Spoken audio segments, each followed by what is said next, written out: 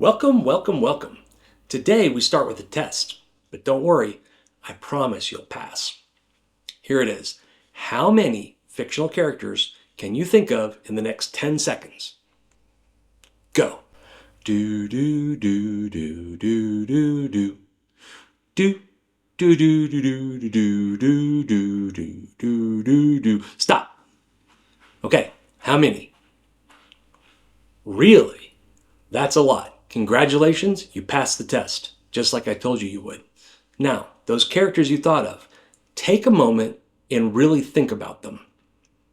Who are they? How many are from books? How many are from movies? Which are your favorites? Why did you think of these characters? Why are they the first ones that came to mind?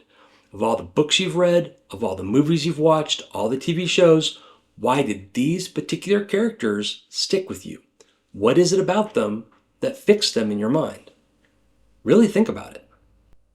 Now, think about how you can write characters like these, characters that stick with your audience long after they've read your work.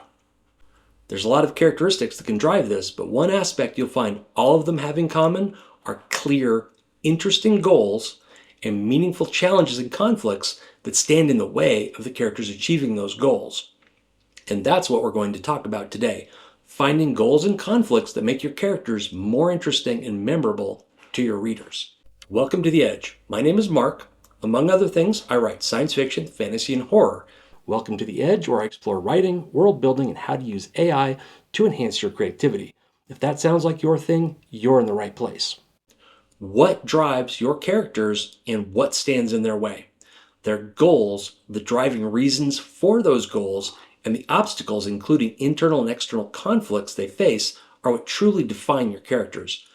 Understanding these elements will help you create characters that leap off the page, ones that readers can't help but cheer for, or maybe even fear, or get a little creeped out by, which is also interesting. We'll explore the types of goals your characters might have, the obstacles you throw in their way, and how to use conflict to add depth to their stories. So let's talk about goals. Every character needs a goal, something they desire deeply and will work toward throughout the story. Goals can be concrete, like finding a missing person, or more abstract, like seeking acceptance.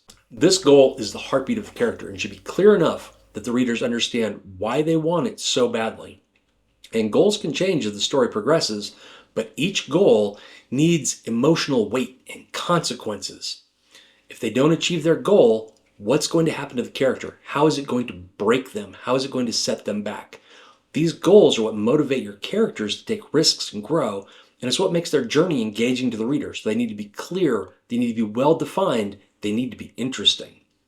And the best way to find good goals for your characters is to spend some time up front really getting to know the characters, really develop them so that you understand why they believe the things they do.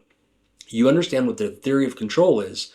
Even their personality type or enneagram will help to develop more interesting and believable goals for them. What is their past pain? What is their self-doubt? How do their current goals tie into their self-image? Running your major characters, especially your protagonists, through these kind of questions will flesh them out and make them more believable, more memorable. And it will help ensure your reader not only understands your characters, but believes their goals and believes how they react to adversity. Half-baked characters lead to goals and reactions your readers will see as random, arbitrary, capricious, even counter to their understanding of your characters. So put in the time to get to know your characters. That will help you come up with interesting goals, interesting motivations, and it will help you sell those characters and their goals to the reader. And reflecting on a character's beliefs and inner conflicts will also help you think of interesting ways to challenge them over the course of the story. And that's where obstacles come in. Once you understand what a character's goals are, it's time to decide what obstacles stand in their way. What prevents them from achieving their goals? Without obstacles, setbacks, and challenges to overcome, stories fall flat. And obstacles may come in many forms. External, like a rival character, a natural disaster, societal pressure, or they can be internal, like fear, doubt, or a mistaken belief that holds the character back. But you don't want to throw in random obstacles or rely on genre tropes. These are forgettable. They'll bore your readers. What you really want are obstacles that force your character to struggle, to adapt, to face their inner fears, and that challenge their core beliefs. The more personal and insurmountable these obstacles are, the more invested the reader will be, the faster they'll chew through your book, and the louder they'll scream for more. And that's what you want. You want readers that read up your books and want more from you. We want to see characters fight for what they want. We want to see them make tough choices that truly define who they are. We want to see them sitting squarely in the horns of the dilemma, sweating it out while they decide what to do next. And we want them to face setbacks and overwhelming odds so that their eventual victories feel earned. That's how you make a compelling character with compelling goals and a compelling story around that. Now, if you made it this far, remember to like, subscribe, and leave a comment. That's how YouTube knows you got something out of this video, and it really helps the channel grow. But don't leave yet, the video isn't over. I want to take a moment to talk about control theory. This is an interesting way to define both goals and obstacles. What is your character's theory of control? Now, if you haven't heard the term before, control theory offers a framework for understanding how characters navigate their world, both consciously and unconsciously.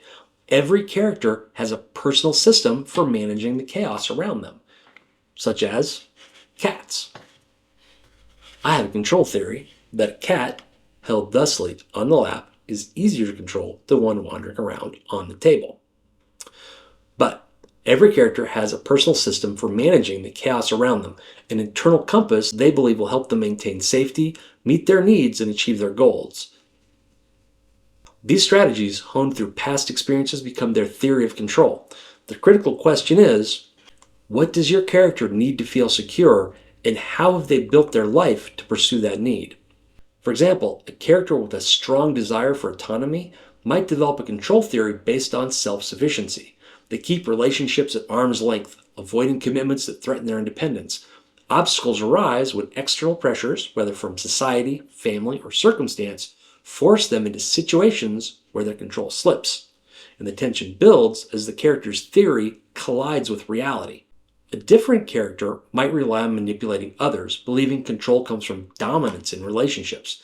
The obstacles they face may be rooted in the unpredictability of human behavior or a rival who sees through their tactics. Now, the beauty of control theory lies in its flexibility.